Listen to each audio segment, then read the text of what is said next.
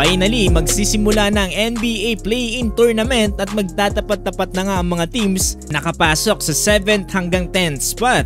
Sisimula na si Miyerkules ang pagtatapat dito ng Los Angeles Lakers kontra dito sa New Orleans Pelicans at dito nga ng Golden State Warriors kontra naman dito sa Sacramento Kings. Reviewin na natin itong playoff picture dito sa Western Conference kung sakasakali man na kung sino ang manalo at sino ang matatalo. Ito muna tayo sa 7 at 8 spot na kung saan magtatapat ang New Orleans Pelicans at dito nga ang Los Angeles Lakers. Kung sakasakali man kasi kung sino ang manalo dito sa dalawang to ay makakatapat lang naman nila ang defending champion na Denver Nuggets. Parang butas agad ng karayang mapagdadaanan ng 7 at 8 spot na to Pero huwag kayong mawawalan ng pag-asa. Kung sakasakali naman kasi kung sino ang matalo dito sa dalawang koponan na to ay meron pa silang ikalawang pagkakataon kung sino man ang mananalo dito sa Sacramento Kings at dito nga sa Golden State Warriors. Yan ang advantage kapag nakapasok ka hanggang 7 hanggang 8 spot.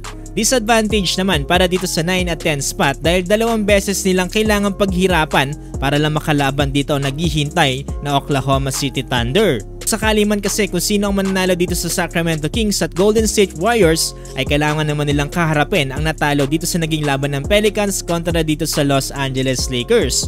At kung mananalo pa ulit sila dyan ay tsaka lamang sila aabante dito sa naghihintay na Oklahoma City Thunder. Pero ito ang senaryo dyan. Halimbawa nanalo ang Los Angeles Lakers dito sa New Orleans Pelicans. Muli lang naman nila makakarap ang nag-sweep sa kanila last year na Denver Nuggets. Pero masyado pang maaga para mag-predict at last year pa naman nangyari yon, iba na ngayon. Hindi rin natin masasabi kung Los Angeles Lakers nga ba makakatapat ng Nuggets ngayon.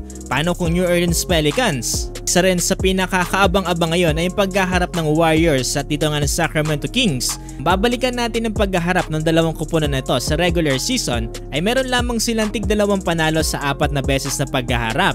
Kaya hindi talaga natin masabi kung sino ang mananalo. Lalo na ngayon na uhaw ang Sacramento Kings sa pagkakaroon ng championship, gigil naman ngayon ng Golden State Warriors na muling maibalik sa kanila ang pagkakaroon ng kampyonato. Kaya kung kayo ang tatanungin sa tingin ninyo sino ang mananalo dito sa dalawang koponan na to? Ito naman sa pagitan ng Los Angeles Lakers kontra dito sa New Orleans Pelicans. Gagawin na nga ba ang lahat ngayon ni LeBron James na makuha ang kampyonato lalo na't nagpaparamdam na ito na baka magretiro na siya? Samantalang ito na kaya ang pagkakataon ni Zion Williamson na patunayan ng mga doubters niya, bigyan nga ng kampyonato ngayon ng New Orleans Pelicans. Sino sa tingin ninyo ang mananalo dito sa dalawang koponan na to? Nung magtatapat sa Miyerkules ng 7:30 AM dito sa Pilipinas ang Pelicans at Los Angeles Lakers. Samantalang 10 AM naman ng Kings kontra dito sa Golden State Warriors. Kaya kung kayo ang tatanungin, sinong liyamado at sinong dihado?